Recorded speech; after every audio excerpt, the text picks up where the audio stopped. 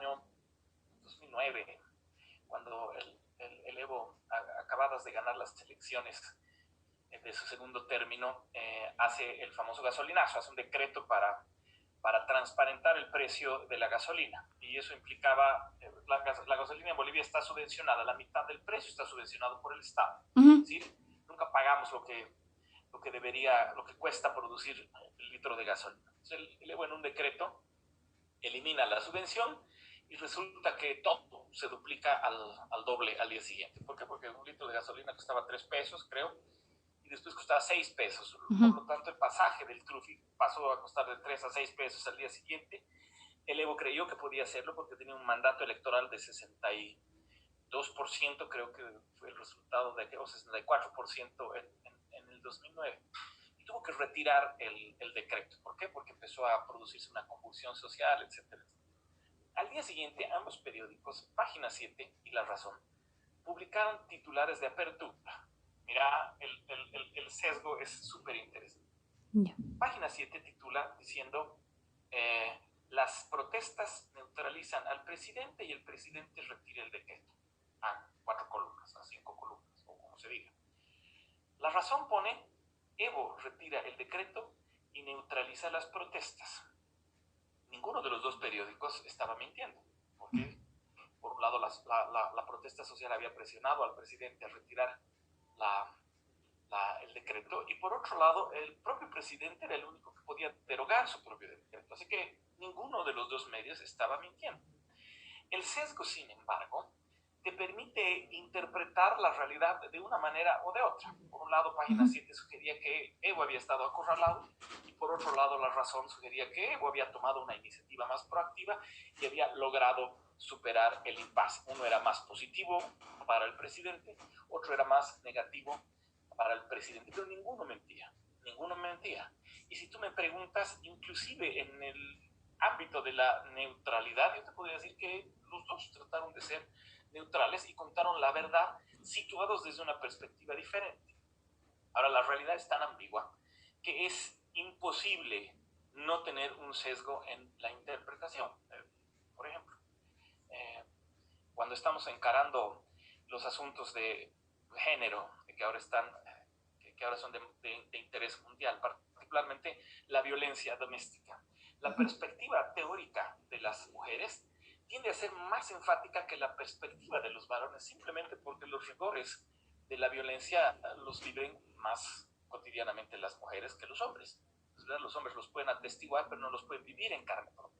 Y aun cuando hagan todos los esfuerzos posibles para tratar de mantener la distancia con el objeto de estudio, no van a poder evitar involucrar sus sentimientos o sus emociones o su perspectiva propia. Entonces, no existe la neutralidad, no existe la objetividad en los medios. Y los medios lo que aspiran es, en las noticias, lo que aspiran a hacer eventualmente es tratar de ser plurales, ya que cuando yo escribo una noticia la voy a recortar a partir de mi mirada, que es pequeña y que es reducida, desde la zona sur, desde la zona norte, desde donde sea que yo esté sentado, mi mirada va a ser diferente a la del otro. Lo único que puedo aspirar a hacer es ser plural. Es, por ejemplo, tratar de utilizar la parte y la contraparte en cada una de las noticias, invitar a todas las personas que me puedan permitir conocer todas las perspectivas y aristas posibles de una información. Y no está mal, como diría Cristiana Manpur, me imagino que tu audiencia y tú la conocen, que es una de las periodistas más interesantes que tiene la CNN. Dice, yo puedo ser objetiva, pero no puedo ser neutral. ¿Y a qué se refiere? O sea, puedo objetivamente explicar la noticia, pero por ejemplo no puedo no sentirme triste cuando estoy cubriendo la hambruna en el África, por ejemplo, o cuando estoy cubriendo las noticias de lo que está pasando con el coronavirus en Italia, en los hospitales de España, etcétera, etcétera. No puedo no conmoverme. Entonces, neutralidad, no puedo aspirar a hacer eso, aun cuando pueda yo publicar cosas objetivamente. Y tampoco está mal tener una perspectiva de la vida. Fíjate que los medios más interesantes del mundo, uno de mis favoritos es el Times de Londres, es un periódico, y uno de sus productos más interesantes es el Sunday Times, el periódico del domingo. sus editoriales son abiertamente conservadoras del Partido Conservador Británico, ¿no? Y apoyan las líneas históricas que el conservadurismo ha tratado de implementar en la Gran Bretaña. Pero a la hora, y son abiertamente conservadores, ¿no? O sea, pero en el momento en el que informan, ellos, aun cuando no sean neutrales, mantienen la objetividad y se esfuerzan vívidamente por ejemplo, darle palo ahora al Boris Johnson, que es el coyuntural, digamos, primer ministro conservador, ¿te das cuenta? Y tratan de buscar la verdad objetivamente, pero sin dejar de lado su parcialidad. Y la parcialidad en un mundo donde hay tantas injusticias, a veces es importante. Ahora, si esta parcialidad promueve la injusticia, ahí sí tenemos un problema de otra naturaleza. Mucha, qué increíble. Y también muy buenas citas y muy buenos ejemplos bastante completos. Em, Me alegra, pero muy polémico. A la gente no le gusta escuchar eso. Yo hace poco he tenido un debate terrible en el Facebook, porque tú ubicas al Pepe Pomacusi, ¿no? Uno de los periodistas más respetables e inteligentes que hay en Bolivia, y él tenía su programa de No Mentirás. ujú. Y la gente lo ha empezado a tildar de masista, ¿eh? Porque ha descubierto en sus últimos programas, en los programas durante los últimos años, ciertos guiños que le hacía el programa al, al, al masismo. Y ha empezado a producirse una especie de escracheamiento público en las redes sociales donde lo estaban poniendo en el paredón y donde las personas, a través de la construcción del prejuicio, presumían de él antes que saber de él. Entonces lo tildaron de masista y lo apalearon, digamos, públicamente en las instancias de las redes sociales. Yo publiqué una nota diciendo, ojo, que la pluralidad es el valor más importante del periodismo. ¿Por qué? Porque si nosotros empezamos a censurar las voces diversas, las voces unísonas van a empezar a gobernar. Yo prefiero una sociedad donde haya desacuerdos y una multiplicidad de perspectivas, que una sociedad donde haya una sola perspectiva y una sola fuente de la verdad. Así que si no podemos ser objetivos, lo que podemos ser es plurales. Así que la persecución a los periodistas, no importa si tienen o no tienen un sesgo ideológico o político, no importa si tienen una perspectiva del deber ser, porque la política, tú eres politóloga, la política te da una perspectiva de cómo deberían ser las cosas. Si crees en el consenso estructural o en el conflicto estructural, en el marxismo, por ejemplo, tienes una perspectiva concreta. Y si no crees en eso, si digamos tu visión del mundo es más interpretavista, más liberal, Ujú. tienes otra perspectiva y tienes derecho a tener esa perspectiva, a aspirar a ver al mundo de determinada manera. Esa perspectiva también la tienen los propios periodistas. Insisto con esta frase, hay que aspirar a ser objetivos, pero es imposible ser neutrales. Sí, bueno, lo que pasó con este periodista es que tampoco uno por ser humanista o por a veces tener ideas socialistas significa que uno es precisamente masista, ¿no?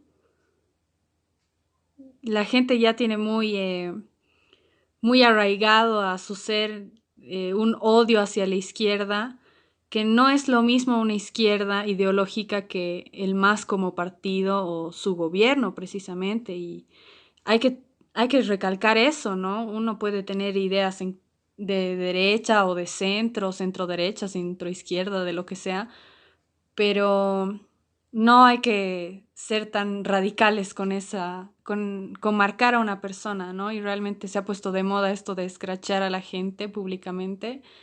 Y también es doloroso, ¿no? Hay que pensar que ese ser humano ha trabajado, ha estudiado y merece respeto por todo lo que le ha dado a la sociedad también, ¿no? Como periodista, sobre todo. Estoy totalmente de acuerdo contigo y el gran problema que estamos viviendo en este contexto en Bolivia es que la imputación de masista se está transformando en un elemento de acoso. Primero que la gente tiene derecho a ser masista, es decir, a votar por el MAS. Ujú. Y hay que tener mucho respeto por ejemplo, como ahorita el MAS está liderando las encuestas, está sacando el doble de votos que el candidato número 2. Entonces, tildar al masismo de decadente por encima de lo que son sus líderes, que eso sí es discutible, y las inequidades y corrupción que han cometido Evo Morales y compañía. Más allá de eso, la gente tiene derecho a pensar como quiere pensar, tiene derecho a votar por el MAS. Además, la imputación de masista está terriblemente coludida con un sentimiento racializado de la política. La gente ha encontrado que el epíteto masista es más políticamente incorrecto que el epíteto de indio. Y lo utilizan para sustituir el insulto racial de indio, porque les da la impresión que no están siendo, digamos, eventualmente racista cuando están apuntando a las personas de un partido. Pero nosotros en la Católica hemos hecho una investigación que se llama Las caras y taras del racismo, que voy a aprovechar para hacer propaganda, está en plural. Gracias por permitirme esa licencia.